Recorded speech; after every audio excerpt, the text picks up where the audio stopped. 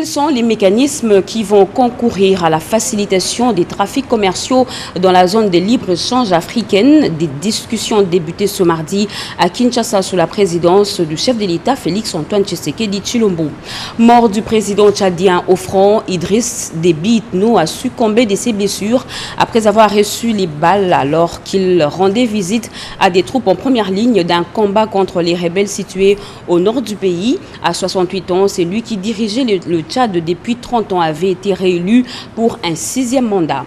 Dieudonné Kalouba Diboua, c'est lui le nouveau président de la Cour constitutionnelle. Il vient d'être élu à huis clos par ses pairs. Il remplace à ce poste Benoît Luamba Bintou. Voilà pour les titres, mesdames et messieurs.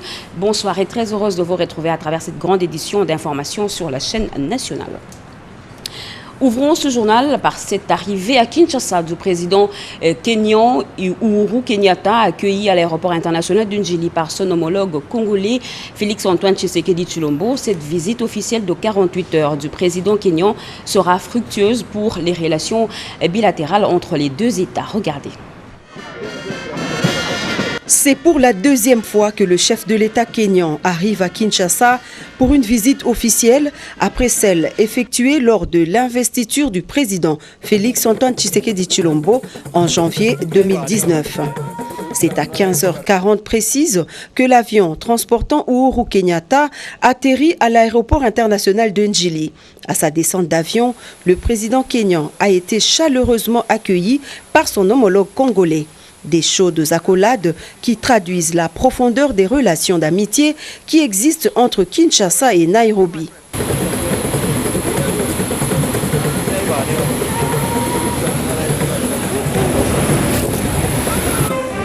Après les honneurs militaires et le passage des troupes en revue, le président de la République et son hôte ont eu un bref entretien au pavillon présidentiel de l'aéroport international de Njili.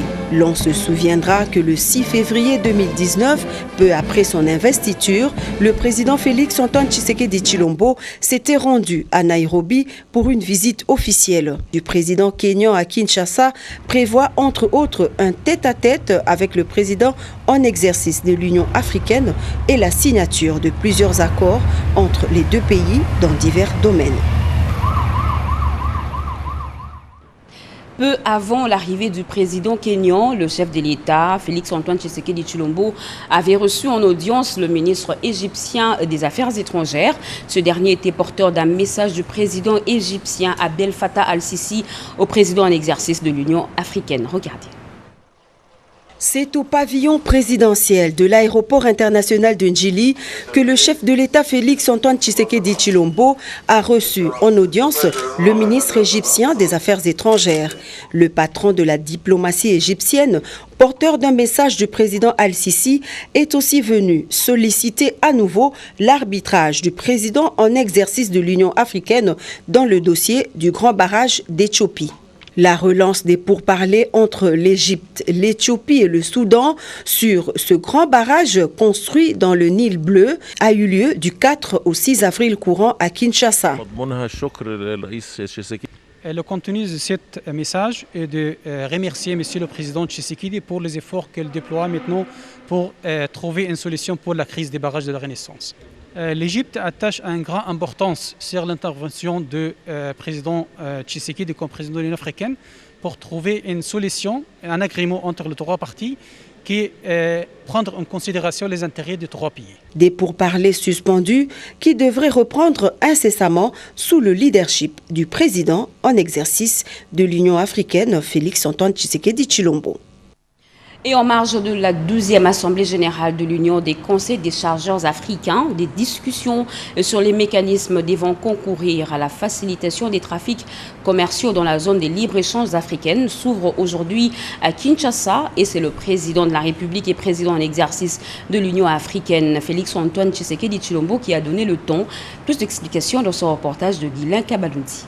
C'est à partir de Kinshasa, capitale de la République démocratique du Congo, que l'Afrique parle des réformes de fonds nécessaires pour stimuler sa croissance à long terme.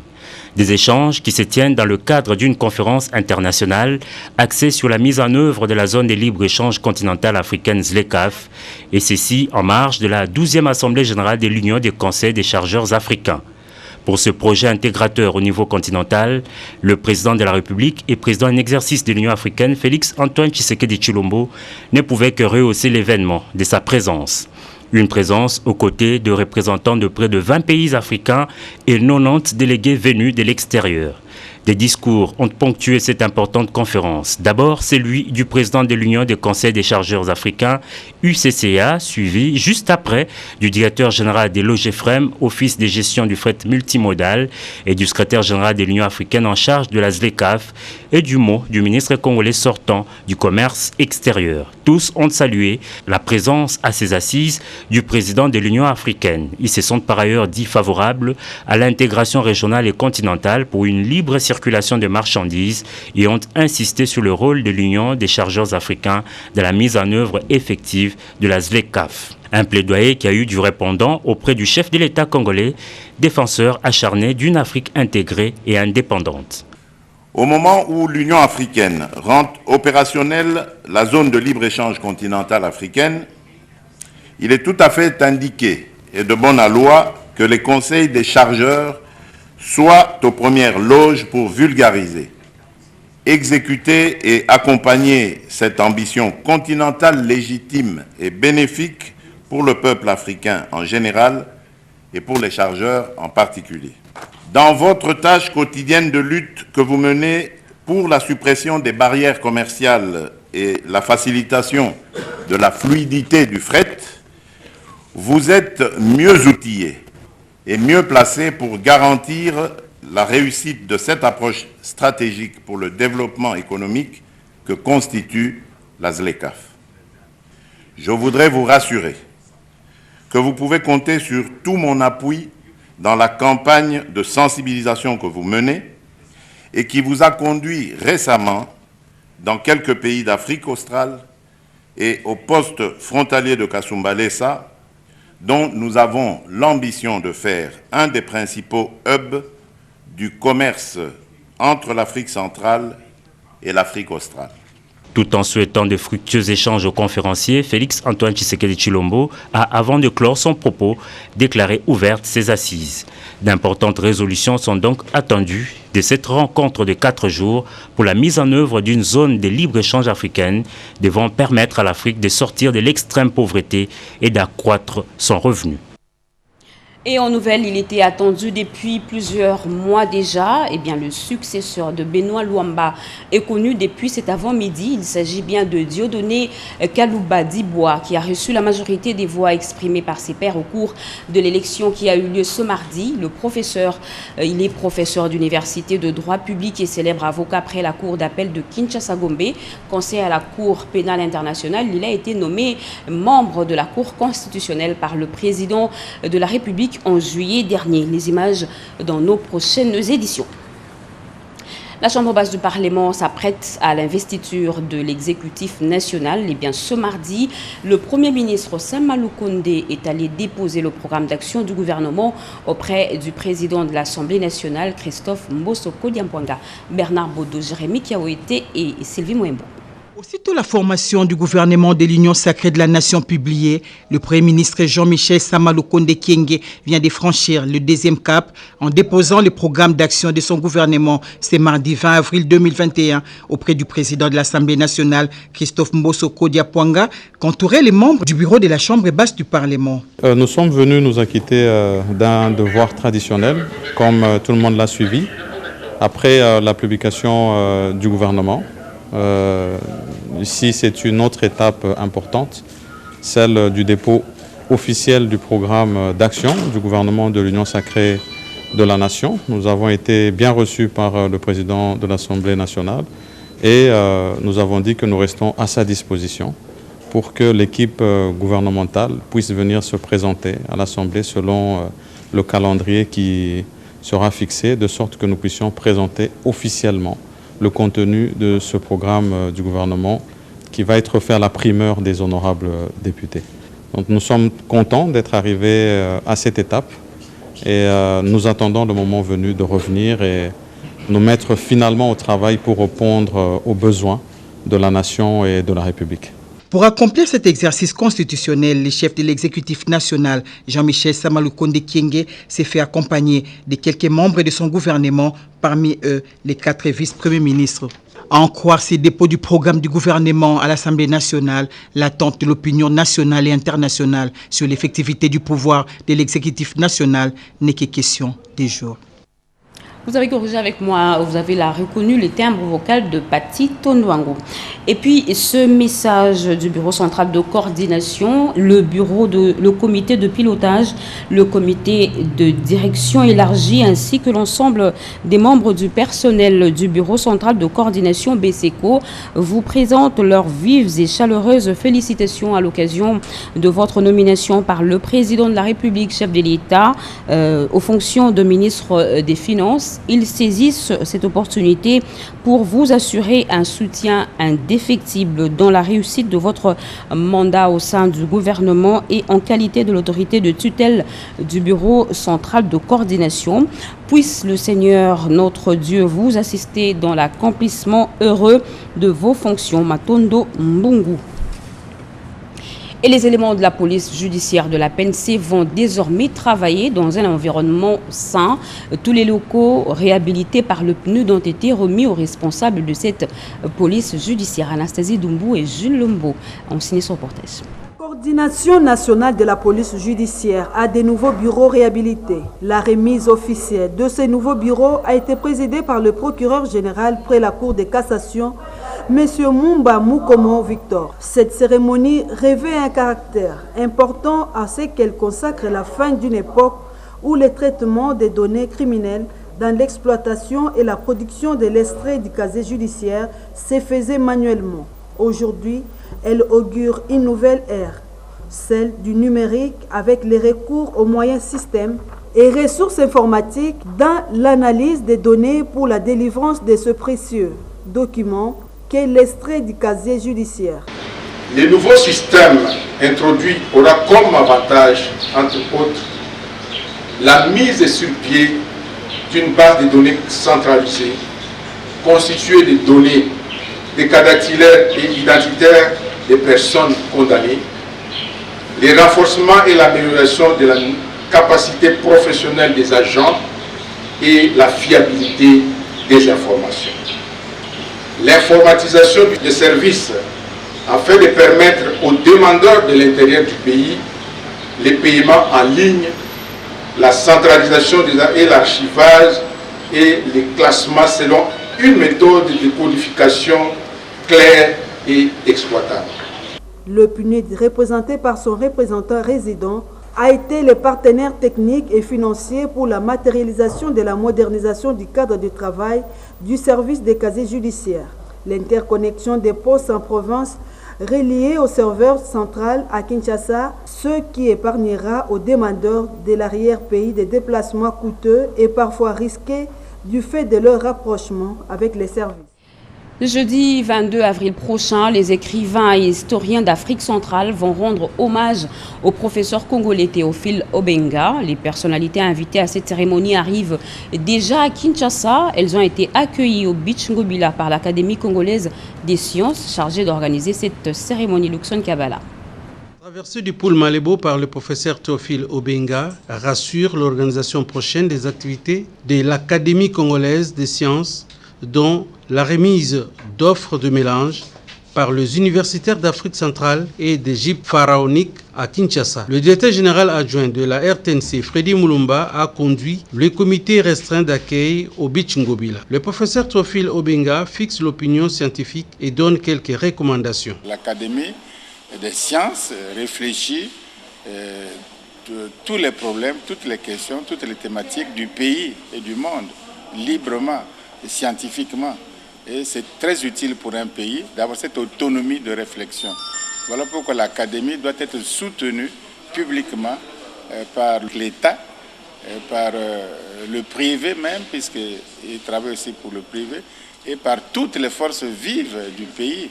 Parce que c'est capital. Cet ouvrage en l'honneur est dirigé par le professeur Isidore Ndaïwel, préfacé par Monseigneur Tarsis Tchibangu, premier recteur noir des universités congolaises. L'Académie congolaise des sciences est dirigée par le professeur Jean-Jacques Mouyembe, de renommée internationale. Comment mettre fin aux embouteillages monstres observés ça et là dans la capitale? Eh bien, le Conseil économique et social vient de présenter et examiner un projet d'avis sur la régulation de la circulation routière et renaissance de la contravention. Anim Balaka. Un casse-tête pour les usagers de la route, obligés de passer des heures dans des embouteillages, une perte de temps pour soi-même et pour la société. Pour remédier à cette situation, le Conseil économique et social se prépare à publier un avis sur la contravention routière. Devant le président Jean-Pierre Kiwakana, le lundi 19 avril 2021, la commission ECOFIN a présenté les projets d'avis portés essentiellement sur l'état des lieux de la circulation routière en République démocratique du Congo. Les causes et réformes attendues et les préconisations. La présentation de ces projets d'avis sur la régulation de la circulation et renaissance de la contravention routière, dénommée Balabala Yaleta, a été à la base de ces questionnements. Pourquoi faut-il réguler la circulation routière? Quel est l'état des lieux de la circulation routière en République démocratique du Congo? Faut-il refonder les systèmes routiers actuels dans son ensemble? Quelles sont les causes de l'insécurité routière? Quelles réformes sont envisageables? Ces tas de questions ont trouvé des réponses limpides au travers la présentation magistrale de ce préavis exposé par le président de la commission ECOFIN, Ilondo Leni, un débat riche et fructueux au cours duquel 21 conseillers de la République ont présenté une émouvante contribution afin d'étoffer ces documents, faute de quoi le travail était de nouveau envoyé en commission pour son approfondissement en tenant compte des amendements apportés. Le secteur de l'environnement en République démocratique du Congo aura bientôt une unité spéciale dans la protection de l'environnement. Les candidats ayant postulé à ce poste sont en atelier de formation de renforcement des capacités de 14 jours et c'est la commissaire générale en charge de l'environnement qui a ouvert ses travaux. Joël Makela. Dans l'amélioration des actions dans le secteur de l'environnement dans la ville de Kinshasa, ce avec la création de l'unité spéciale pour la protection de l'environnement. Cette unité aura un rôle éducatif, dissuasif et stratégique pour le respect des règles d'assainissement du milieu, de l'hygiène publique et de l'application des sanctions légales de tout fait infractionnel relatif à la protection de l'environnement et à la nuisance sonore. Les candidats à ce poste sont en formation de renforcement des capacités pendant 14 jours. Les travaux sont assurés par l'Observatoire de la protection de l'environnement. Prennent part comme animateurs à cette formation des praticiens du droit, des spécialistes de l'administration et de la protection de l'environnement. Dans les prochains jours, ces candidats qui seront finalement des agents de l'environnement vont descendre partout dans les quartiers, dans les rues, etc. Vont contrôler, vont faire appliquer la loi sur la déventure. Comme vous le savez, si jusqu'à 10 mètres de chez vous, devant chez vous, vous n'avez pas assaini, la loi s'applique et il y a des sanctions qui vont être mises. Autant pour d'autres amendes infractionnelles en fonction justement des prescrits de la loi. Surtout que le chef de l'État est maintenant président de l'Union africaine. Vous constaterez que les présidents de différents pays arrivent à tour de rôle. Et donc il faudrait que nous soyons prêts à les accueillir et surtout aussi à accueillir les Jeux de la francophonie qui se tiendront dès l'année prochaine à Kinshasa. Cette formation sera sanctionnée par l'évaluation des candidats et les mieux cotés seront conférés par le parquet près le tribunal de grande instance à la qualité d'officier de police judiciaire, OPJ, à compétences restreintes. Le saut de mouton de pompage a reçu son premier coup de balai aujourd'hui. Les ordures et autres déchets qui jonchent le long de cet édifice ont été déguerpis. Une initiative du mouvement citoyen Amour de mon pays, Amour du prochain. Anastasie Dombo. Les sauts des moutons sont des ouvrages financés par le gouvernement congolais pour rendre fluide la circulation et embellir la ville. Mais il s'est fait que la population en abuse. À Pompage, la population a érigé un marché de fortune sous les sauts des moutons des pompages. Non seulement ce marché gêne la circulation, mais aussi toutes les ordures produites par ce marché sont jetées de part et d'autre du saut des moutons. Alors que la longévité d'un ouvrage dépend de l'entretien et du soin qu'on apporte à cet ouvrage. Les mouvements citoyens Amour de mon pays, Amour de mon prochain, que dirige Madame Chantal Mawazo Dianabo, a pris l'heureuse initiative d'organiser des travaux de nettoyage et de curage des seaux de moutons de pompage.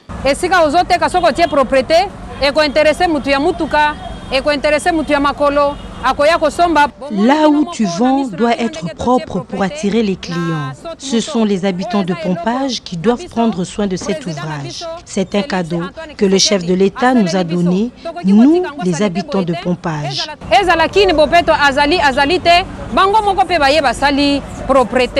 Cette opération sera poursuivie par Fondapro partout où se trouvent des seaux de moutons. Et nous en appelons au civisme de tout un chacun pour que notre ville soit propre. Des élèves qui bénéficient de la bourse d'études à l'Institut technique Mutoshi ont reçu des kits scolaires. Ce geste de charité porte la signature de l'entreprise Tenke Fungurome. Oscar Mbalkaïj. Période de fermeture des écoles de près de 2 mois suite à la résurgence de la pandémie de Covid-19, 65 écoliers de la concession TFM ont été accompagnés à l'Institut technique de Mutoshi par l'équipe TFM en charge de l'éducation. Ces élèves sont bénéficiaires de la bourse dite Bourse Mutoshi que l'entreprise finance en appui aux études secondaires techniques des jeunes écoliers de la concession. Chaque fois que nos enfants retournent en vacances, nous avons l'obligation, un jour avant la rentrée, de les ramener pour qu'ils puissent débuter normalement avec les autres le jour suivant. Et comme demain, c'est la rentrée officielle, comme ça a été annoncé, alors voilà pourquoi nous les avons récupérés de leur domicile aujourd'hui pour le ramener ici, de sorte que demain, ils puissent reprendre les cours sans problème. Kasunkia est une ancienne élève de Mukombozi, une des écoles primaires de la concession parrainée par TFM. J'ai présenté un test d'admission et par là, je suis venue ici, j'ai commencé depuis la première et jusqu'à là je suis en 5e. Je suis venue ici pour étudier, j'ai promis la réussite à mes parents. Un autre élève, Godefroy Loumana, renchérissant, a témoigné que TFM a mis à la disposition des élèves boursiers tout le nécessaire pour assurer leur réussite aux études. On nous donne les nécessaires, quelque chose, les valises, un peu de vêtements qu'on doit utiliser à l'internat, donc tout ce qui concerne la scolarité, les cahiers, tout ça, etc. Et après ça, nous remercions la société TFM pour ce qu'elle est en train de faire. C'est tellement une meilleure chose, une très bonne chose, parce qu'elle se souvient de sa communauté ou encore de sa concession.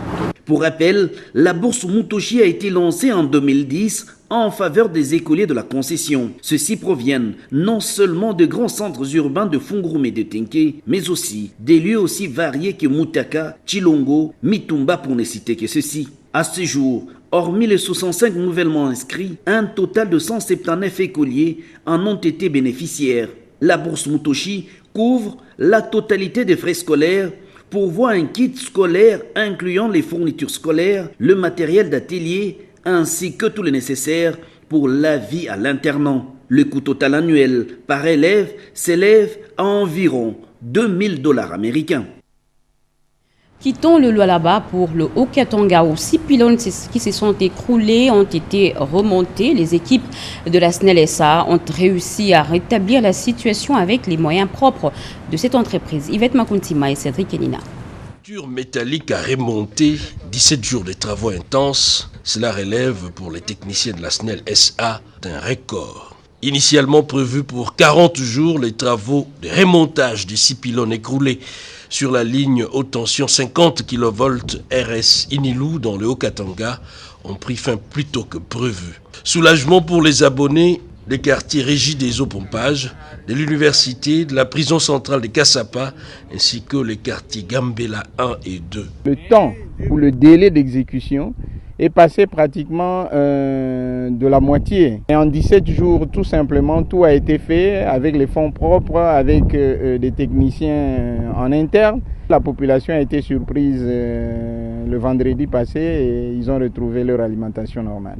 Lorsque vous êtes pratiquement victime de vol de conducteurs, ça veut dire que vous aviez un montant d'investissement et que vous allez perdre pour refaire ce qui était déjà fait. Et à ce titre, nous aimons vraiment éveiller la conscience patriotique de tout un chacun. Toute la population doit être éveillée pour que de tels cas ne viennent plus et ne se répètent pas.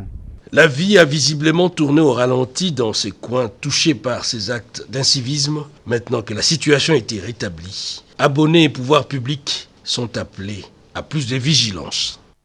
Le parti présidentiel UDPS a un nouveau comité fédéral de Mbanza-Ngungu. Les membres de ce nouveau comité ont été installés par le secrétaire général de cette formation politique, Augustin Kabouya, qui a séjourné dans ce coin du pays. Alain Bikaï nous propose cet élément. La mobilisation était totale le dimanche 18 avril 2021 en Mbanza-Ngungu, dans le Congo central.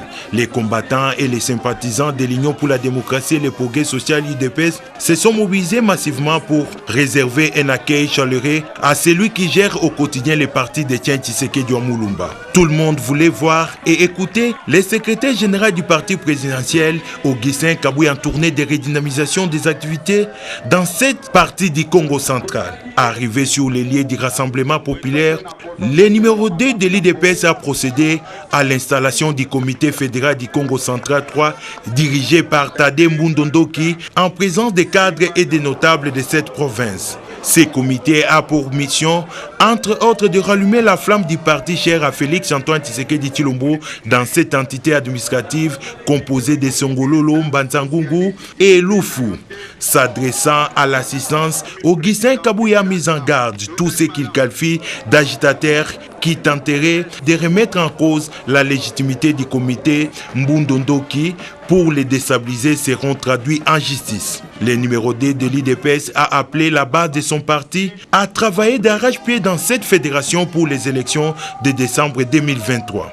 Nous sommes pressés pour aller aux élections et permettre à notre fils maison de réunir une majorité propre à lui pour mieux appliquer son projet de société. C'était aussi l'occasion pour le secrétaire général d'inviter la population à collaborer avec les autorités locales et les services de sécurité en vue de mettre fin aux actes inciviques dans ce territoire.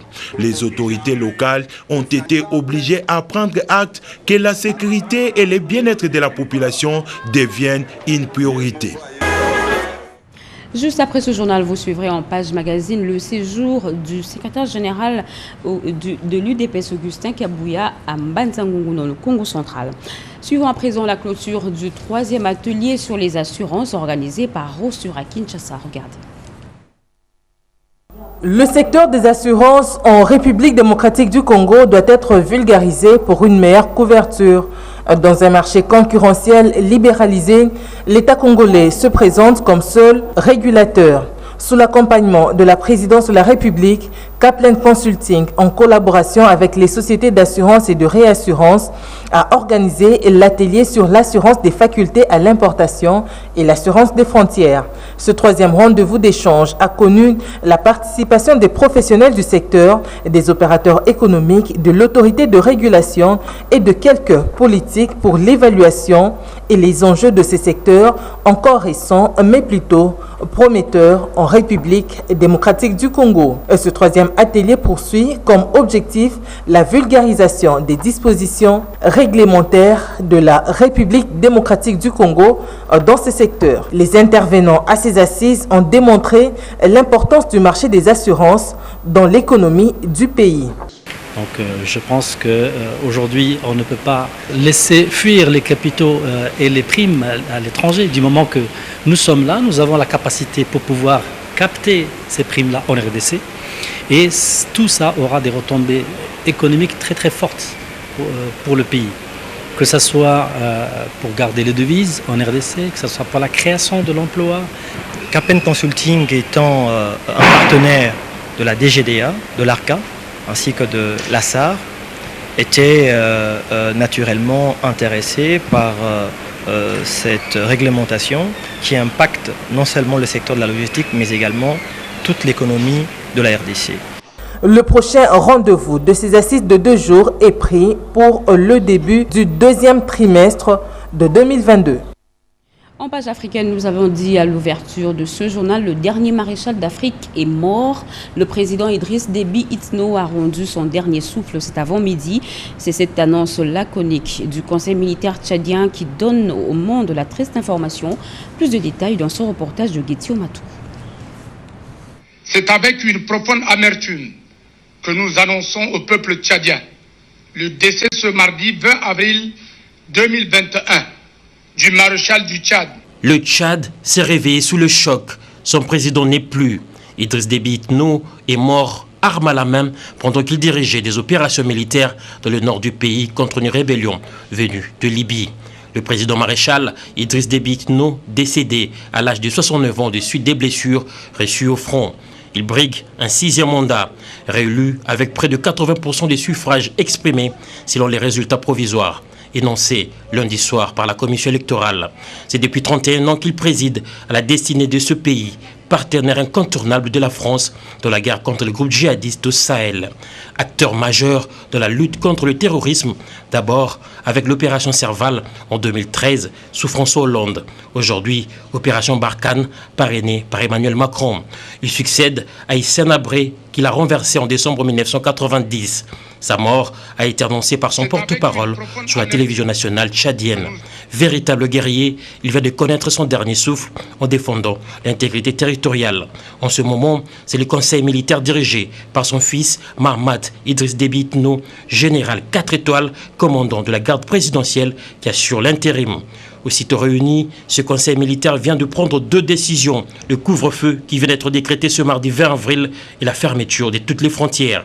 Il s'est de noter que, malgré les efforts du président maréchal, Idriss Déby Itno a instauré la paix et la stabilité dans le pays. Le Tchad est, selon plusieurs rapports, le 4e pays moins développé au monde. C'est par cette triste nouvelle que nous bouclons complètement ce journal. Mesdames et messieurs, merci de l'avoir suivi. Merci à vous qui nous suivez dans la commune de Lagombe et partout ailleurs sur satellite. Vous êtes sur la RTNC. L'actualité continue sur nos antennes. Grand sera pour moi le plaisir de vous retrouver mardi prochain, Inch'Allah, sur la même chaîne. Très bon suite de programme sur la chaîne nationale. Au revoir.